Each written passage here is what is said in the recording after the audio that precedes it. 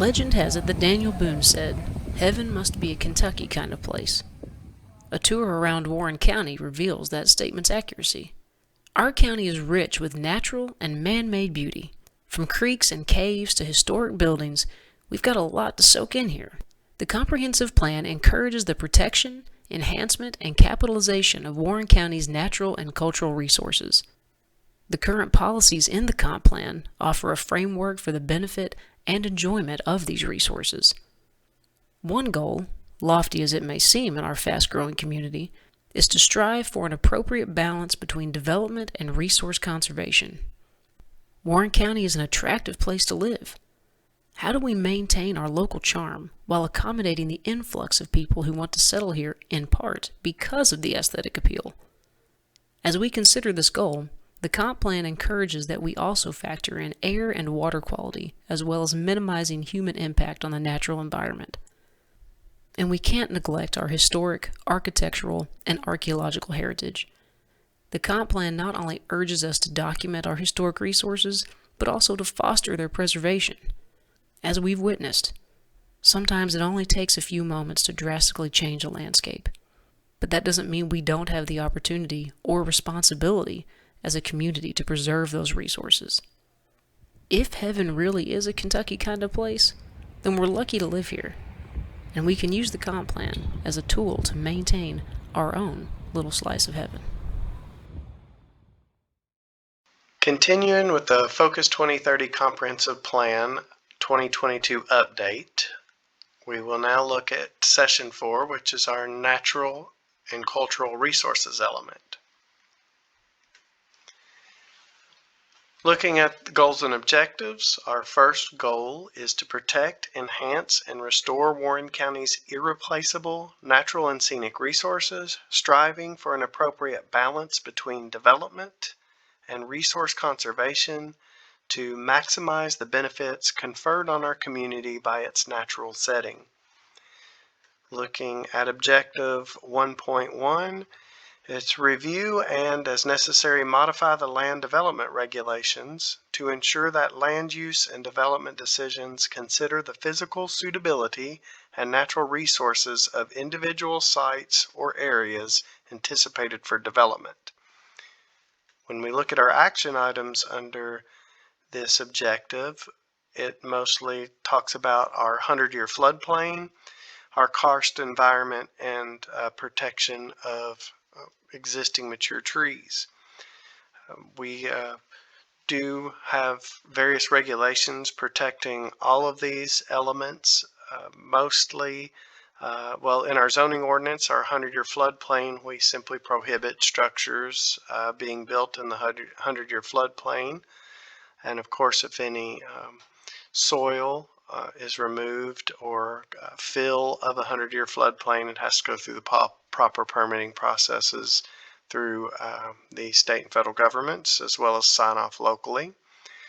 As far as sinkholes, caves, our karst environment, protection of trees, those are regulated pretty well under our zoning ordinance and also our subdivision regulations, looking at proper protection of sinkholes and or karst features, and then protection of trees is typically covered when we have zone changes, though we do not have any regulations that protect trees from just simply being logged or removed. We have no local permits or zoning protection for those.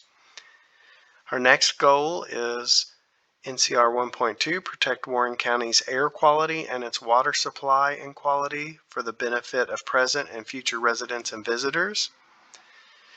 This deals mostly with water quality, and those items are regulated by our city and our county stormwater programs.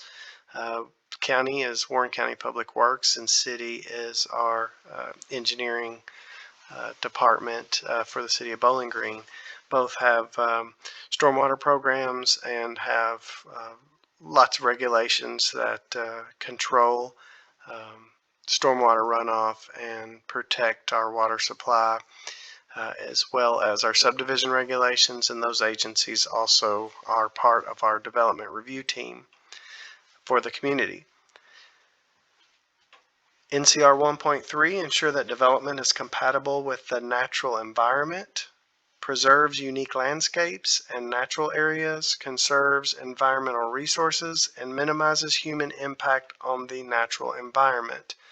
I think this is an area where we could probably do a little bit better job, but we do have in the action items it calls out for a opportunity to develop regulations that would cover a conservation style development. You can Google that if you wish, and kind of see what a conservation subdivision looks like. We have those regulations in our our zoning ordinance and comprehensive plan, and we've revised those regulations to make them more enticing, but we've yet to be able to see one of those in our community. NCR 1.4, take advantage of local natural resources to create, protect, and enhance and maintain recreational, educational, and cultural opportunities and activities as long as such uses are compatible with those resources. Again, I think most recent efforts are both city and county looking at parks and river enhancements that will enhance our blueways access to some of our creeks, especially in the county. The city's efforts and funding of improving our riverfront access, and parks plans that are in the process of being designed and grants implemented. So those are coming soon. And then our greenways are mentioned in these action items, and we are currently in the process of updating our greenways plan to incorporate several new items, including most importantly an implementation plan, specific implementation plan, and we've been very successful with grants in recent years and trying to get constructed where we have more miles of greenways to take advantage of and use in our community. Another thing mentioned is a landscape ordinance. We have a good landscape ordinance in our community. Recent efforts in ensuring that landscaping gets plantings is starting to make a big difference in the community, increasing the amounts of trees in our urban tree canopy. As properties develop, we do have landscape buffers and landscaping in place. I also want to mention that Lost River Cave really embodies everything in this natural and cultural resources chapter. Just the natural beauty, the scenic recreation it provides, the active recreation in a natural environment, the cave and karst environment, and then of course water quality as well. Those are all items, kind of one place you can go to see all of those items in action. Our second goal is to preserve significant elements of Warren County's historic, agricultural, architectural, and archaeological heritage. Our first goal under this, objective under this goal is to gather, analyze, and continuously update data about Warren County's unique cultural resources. A couple of items to mention here. Cemeteries are continually documented, and information collected of where the location of those cemeteries are. There's again over 430, I believe, cemeteries in Warren County that are known. Still a few unknown. If you know of any, and just let us know about those. We can look those up, but those are publicly available on our GIS site, and we do actively protect and preserve those anytime a development is proposed on those properties. Another point of data gathering is our historic properties inventories and our maps. We routinely document historic properties. Unfortunately, sometimes it's when those are being demolished, but we do have a historic property inventory. And I mentioned maps because we're actively working on taking not only our historic maps, but those historic property inventories and putting them in a public GIS system. So hopefully those will be available soon, and that will help make that information available to everyone. Objective 2.2, support educational efforts to increase awareness of Warren County's cultural resources to foster their preservation. Again, some work on this, but probably not the best job that we could be doing. It needs some improvement, but we are working on this in cooperation with the city, the county, and of course our state historic preservation office, and trying to make improvements in this area. 2.3, consider the application of regulatory tools and incentives to promote rehabilitation of historic architectural structures and properties in districts. Got the same comment. NCR 2.4, implement strategies and tools to preserve and enhance Warren County's rural and agricultural heritage, including its agricultural landscapes and viewsheds, rural village centers, rural landmarks, and scenic rural corridors. So we've made some adjustments with this. It's had mixed successes, and of course we, as a community, have given lots of criticism in some of these areas, but we'll address more of this as we move on and talk about community facilities and our future land use elements of the comprehensive plan.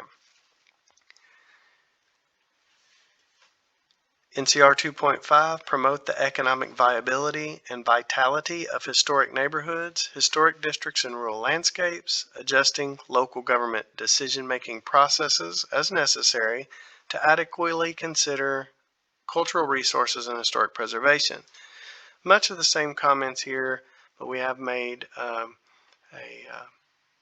an intentional effort to make sure this information is called out in all our staff reports with our development proposals, whether it be rural landscape or agricultural prime farmland, or if it's a historic property or a historic structure. We do make sure those are called out in our staff report, and those items are passed on to the decision makers when considering zone changes and other developments, namely the Plan Commission and our elected officials. So again, we're working on improvements in these areas, working with our state historic preservation office. We need to do a better job of working with our state historic preservation office, our local preservation groups like Landmark, as well as others, as we kind of re-emphasize some of this information. So that's kind of an overview of the natural and cultural resources goals and objectives, and some of the comments about the action items. For to see, I guess, more text, just check that resources page when you can look at the specifics of this element as it relates to the goals and objectives, is what you saw on the screen. The action items are listed in each under each objective. Unfortunately, due to the tornado and other limiting issues, we've had to cut short and kind of cut out some of our planned activities for the comp plan update. So we're going to consolidate this session and session 5 and 6, and not do our normal guest interviews or outside agency people that we interview, and move on. So if you have any feedback for us for this session 4, which is a cultural and natural resources, please send us an email on that, and please also check out the resources that we've provided on the web page. Our session 5 video will follow hopefully shortly thereafter. It'll be on Parks and Recreation, and then session 6 will be community facilities, some of which we've already done in previous videos. Then when we move on to session 7, transportation, we hope to get back more to our normal format, We're going to involve our Metropolitan Planning Organization arm of our office for a public discussion and input. We have tentatively scheduled that for August 21st at the Neighborhood and Community Services building, their community services room, and that's up on the hill near the water tower. So that's it for now. Thank you, and see you hopefully soon.